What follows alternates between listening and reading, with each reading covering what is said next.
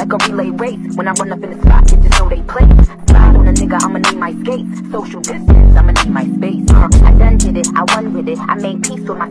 Hey y'all, it's Spice. It's cold and rainy, so I'm gonna hurry up and get this intro and outro out the way. But this video is about this super cute hair, this new wig that I got for my maternity shoot in a few days. I actually ordered it from Amazon, so I'm super surprised. I believe it was water wave, 30 inches. All of the details and the link will be down below in the description. So if you want a in-depth detailed video on how I installed and customized this wig, stay tuned. Hey y'all, so this is the wig I ended up ordering from Amazon. I can't even pronounce the store name, so I'm not even gonna try. But it is a 30-inch water wave lace front wig. It's 180% density with a 13x6 frontal. The lace is HD transparent and allegedly it is pre-plucked, but you guys know I'm always gonna pluck my hair out on my own.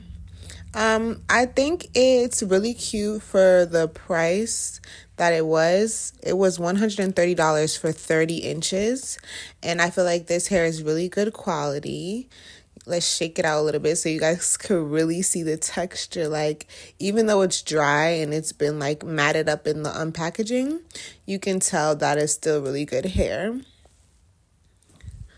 Also, the lace was not too thick, but it wasn't really thin, but it's something that I could definitely work with.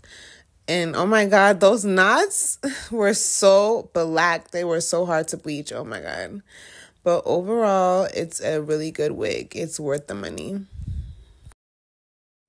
For this step, you're just going to want to take the hot comb over the front part, the hairline of the wig, and make sure it's flat so that when you bleach the frontal, it doesn't get any like blonde hairs in the front part of your wig and it's not looking crazy.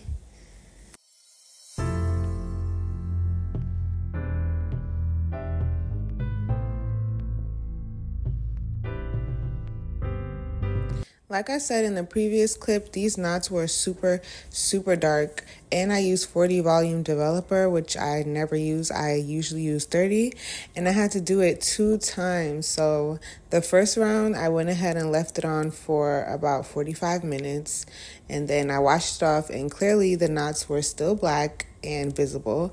So then I went ahead and dried the lace with the blow dryer, and I did a second round for about 25 minutes. After the second round, all of the knots weren't bleached, but it was a whole lot better. And I didn't want to over bleach it or have it go onto the roots, so I did not do a third round. I just left it with that.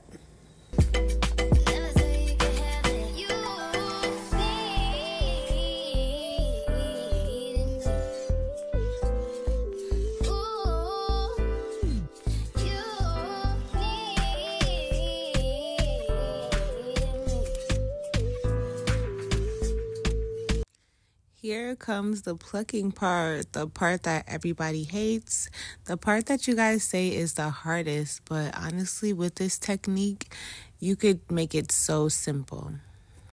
So first things first, I pluck at the front of the hairline because it's always super thick, and I'm gonna make baby hairs anyway, so thinning it out won't hurt. And what I always do is just pluck one piece and then I make a gap or a space and then I pluck it again.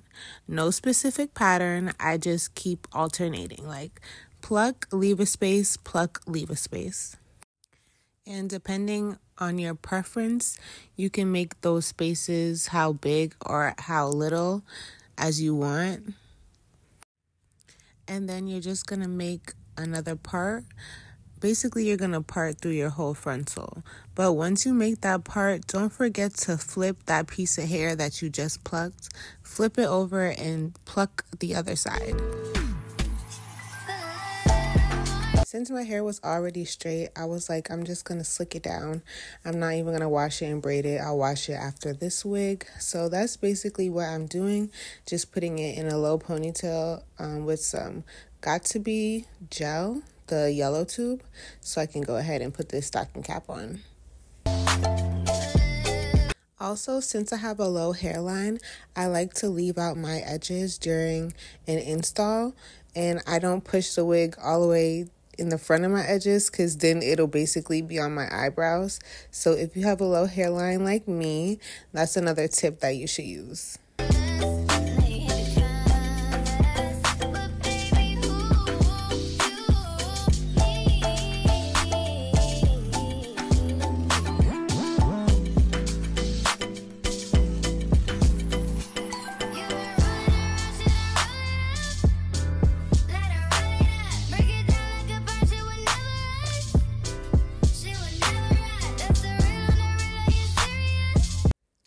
After I tied down my hair, I went ahead and put on the stocking cap, and for the stocking cap, I actually use sheer tights that I got from the beauty supply store, the really thin ones.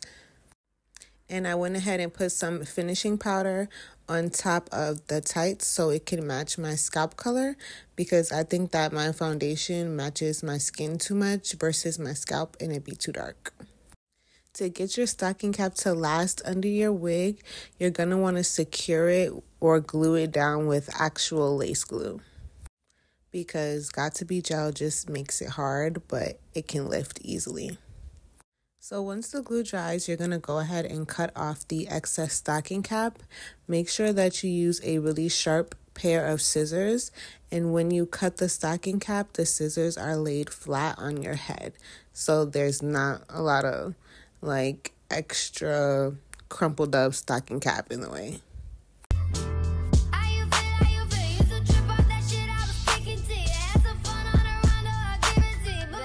I took that same finishing powder that I put on my stocking cap, mixed with a little bronzer just so it can be a little bit darker, and I put that on the lace part of my wig.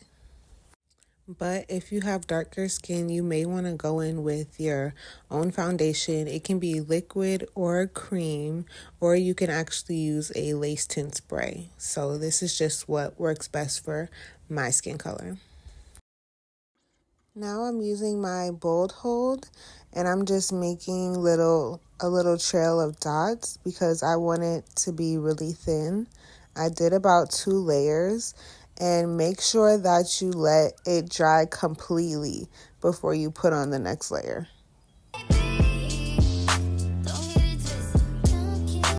Here's a moment of truth. I'm going to go ahead and press my lace down into the tacky glue that I put on the hairline by my stocking cap. And I'm just going to press it in with my fingers so I make sure that it's sticking. Then I'm going to take an elastic band and tie that around the perimeter. Leave that on for like 10 minutes or so. And when you take it off, it should be melted. Like I said, melted is giving scalp, like, period. I'm just going to cut the lace into really small strips because I don't have a straight razor, and I'm going to use my scissors to try to make a jagged line across the hairline. And I feel like it's easier when you do it in small strips versus one big piece. So when you cut it, make sure you move the scissors in different directions so the cut does not come out straight. That's how the hair looks wiggy. Now, this is just my preference. I'm just styling it a little bit because I don't like when the hair lays just flat on top of my head. I feel like I need to give it a little bump, especially at the hairline. That gives it like a little dimension and it frames my face better. But yeah. These are the final results. This is how it came out. I just went ahead and wet it again so it wouldn't be so poofy, but I'm not gonna style it until probably Tuesday when I come home from school, so it can be fresh for the photo shoot. And yeah, I didn't put any makeup on the edges either because I'm like, it's just gonna wash off. But yeah, this hair is so cute. This wig is so nice. My phone is dying. Let me hurry up and go film these intros and outros. So yeah, I could get this video posted for tomorrow. Oh my God, look at the curls. So this is the final result. I'm gonna do like a 2-braid style for the maternity shoot, but I'm just gonna leave it like this for now. And I am so in love with this hair. If you made it this far, clearly you're feeling your girl, and I'm feeling you too. Make sure you stay tuned for next week's video. That's my maternity shoot, and I'll see you guys later.